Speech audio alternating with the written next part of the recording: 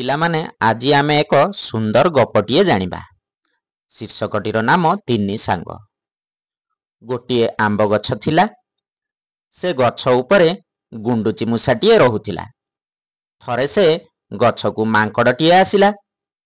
ଗୁଣ୍ଡୁଚି ମୂଷା ଓ ମାଙ୍କଡ଼ ସାଙ୍ଗ ହୋଇଗଲେ। ଦିନେ ଚଢ଼େଇଟିଏ ସେଠାକୁ ଆସିଲା। ଚଢ଼େଇଟି ମାଙ୍କଡ଼ ଓ ଗୁଣ୍ଡୁଚି ମୂଷାକୁ ଗୋଟିଏ ଲେଖାଏ ଫୁଲ ଦେଲା। ମାଙ୍କଡ଼ ପାଚିଲା ଆମ୍ବଟିଏ ତୋଳିଲା। ସେ ଆମ୍ବଟିକୁ ଚଢ଼େଇକୁ ଦେଲା।